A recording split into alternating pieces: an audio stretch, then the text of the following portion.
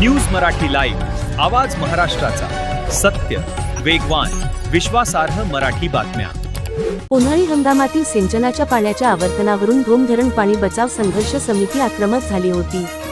ठरलेल्या वेळेत पाणी न सोडल्यास आंदोलनाचा इशारा देण्यात आला होता.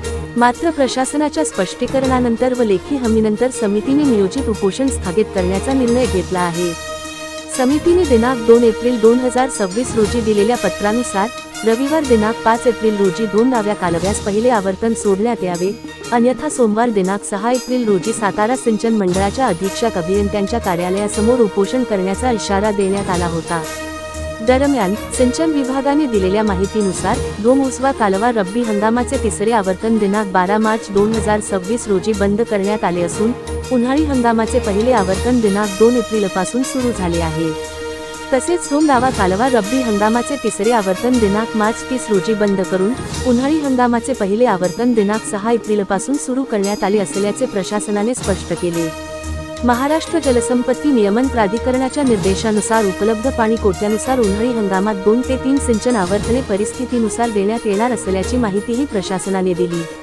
यासोबतच माननीय कार्यकारी अभियंत्यांनी समितीच्या मागण्या मान्य केल्याचे लेखी पत्र दिले असून धोम दावा व उसवा कालव्यात दिनांक 6 एप्रिलपासून पाणी सोडण्यास सुरुवात करण्यात आली आहे. तसेच उन्हाळी हंगामात 3 आवर्तने देण्याचे आश्वासन देण्यात आले आहे. या सर्व बाबींचा विचार करून धोम धरण पाणी बचाव संघर्ष समितीने नियोजित उपोषण आंदोलन स्थगित करण्याचा निर्णय घेतला आहे. News Marathi live, Satara.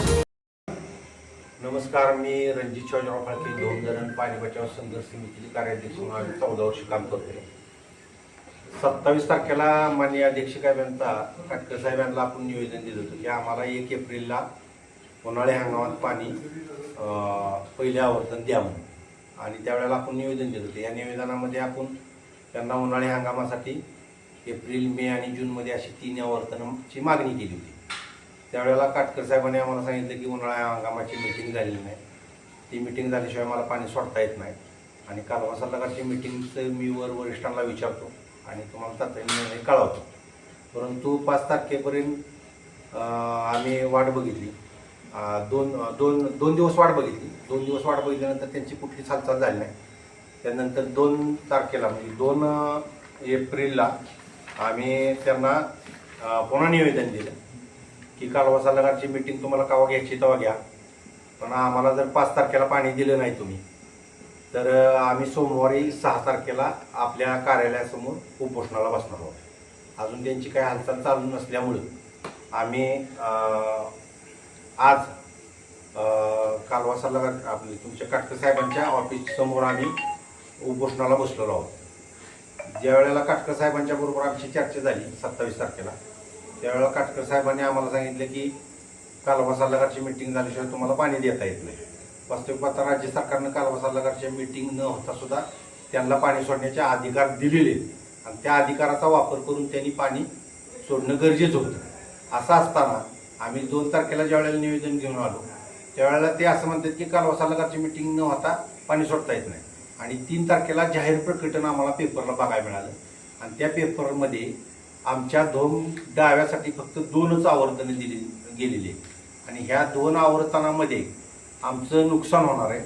2 आवर्तनामध्ये 12 दिवसाचा गॅप दिला आहे. आमचं म्हणणं आहे एप्रिलमध्ये एक, मेमध्ये एक आणि जूनमध्ये असं 3 आवर्तनं दिली पाहिजेत आणि दोन्ही आवर्तनामध्ये फक्त 5 दिवसाचा गॅप ठेवला पाहिजे. ही एक आमची प्रमुख मागणी आहे. आणि काटकर साहेबांना ज्या वेळेला मी त्यांच्याबरोबर आम्ही सर्व CR बर्गे साहेब आमचे अध्यक्ष, नंदकुमार पाटील सचिव होते, सगळे आमचे संघटनेचे पदाधिकारी होते.